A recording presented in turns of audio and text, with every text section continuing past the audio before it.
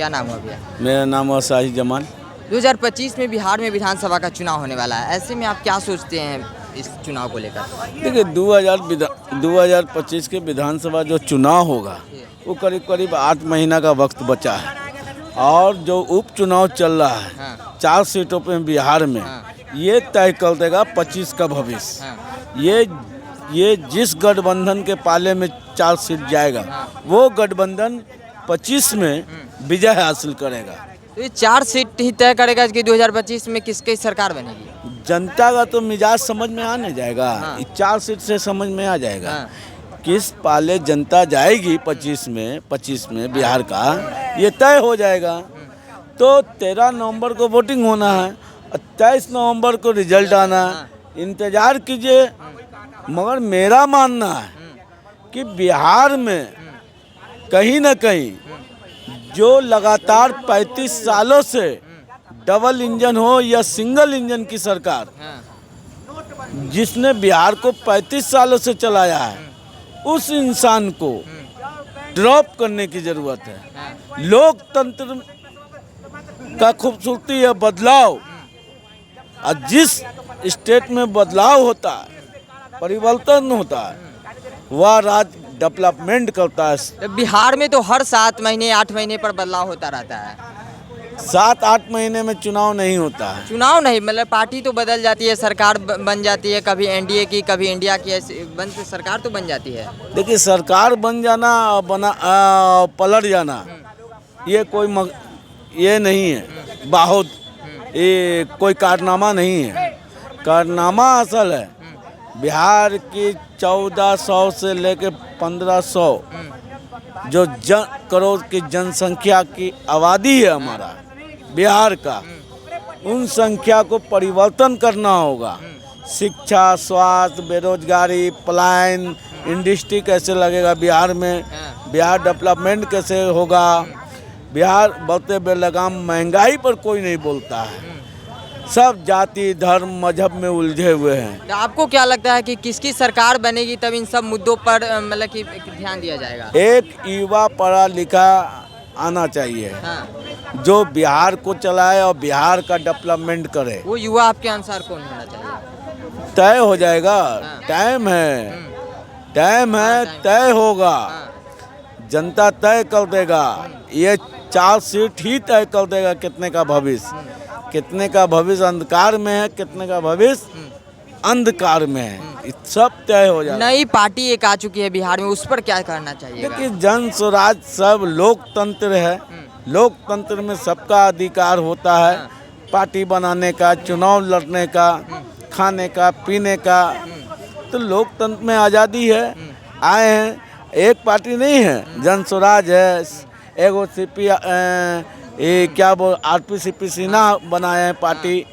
तो कई पार्टियां हैं बिहार में जो पूरी मजबूती के साथ लड़ेगा।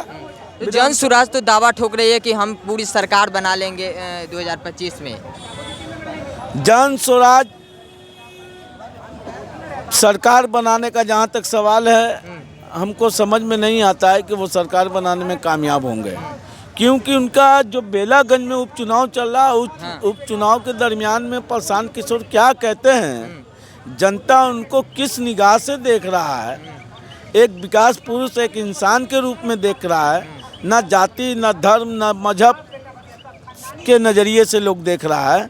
मगर प्रशांत किशोर क्या बोल जाते हैं जनसभा के दरमियान में कि हम नहीं जीतते हैं तो वोट दे दीजिए सुरेंद्र प्रसाद यादव को, बेटे को।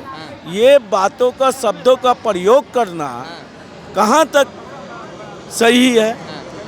आपने जिस भाषा का प्रयोग किया चुनाव प्रचार, अपने कैंडिडेट का प्रचार के दरमियान में, आपने कहीं ना कहीं वहाँ मुसलमानों को तो टिकट जरूर दिया, पर मुसलमानों के साथ कहीं ना कहीं आप धोखा करने का काम कर रहे हैं। इस शब्दों का इस्तेमाल आपको नहीं करना चाहिए था।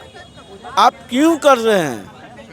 आपके जो कार्यकारी अध्यक्ष हैं, जो दलित परिवार से आपने बनाया है, वो पूरे इलेक्शन के दरमियान में कहीं उनको देखते ही नहीं है हम।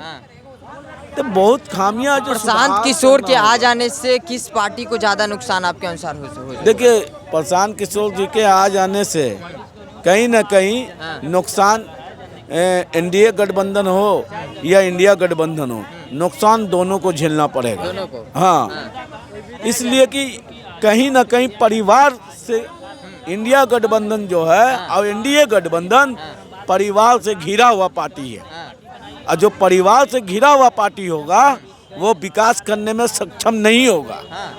तो ऐसे स्थिति में मेरा मानना है जो परिवार को लेकर चलता हो, समझिए लोकतंत्र के लिए खतरा है। ये समाप्त होना चाहिए, परिवारवाद समाप्त होना चाहिए। हाँ, दम समाप्त होना चाहिए। वह किसी भी एनडीए गठबंधन हो या इंडिया गठबंधन हो। उपचुनाव में भी तो परिवारवाद देखने को मिल रहा है। उपचुनाव में 4 सीटों पे जिस तरह से परिवार हावी रहा, ये लोकतंत्र के लिए खतरा है। मैं आपके चैनल के माध्यम से लोगों को बताना चाहता हूँ, उन कार्यकर्ताओं को बताना चाहता हूँ, या एनडीए गठबंधन के कार्यकर्ता हों या इंडिया गठबंधन के कार्यकर्ता हों, ये लोग कार्यकर्ता क्या सिर्फ दरी और झंडा पटाखा आंदोलन करने के लिए पैदा हुए हैं? क्या इनका अधिकार नहीं है विधानसभा चुनाव लड़ने का? क्या इनका अधिकार नहीं है एमएलसी बनने का? क्या इनका अधिकार नहीं है एमपी बनने का? क्या इनका अधिकार नहीं है राज्यसभा जाने का? क्या इनका अधिकार नहीं है किसी बोर्ड का चेयरमैन बनने का?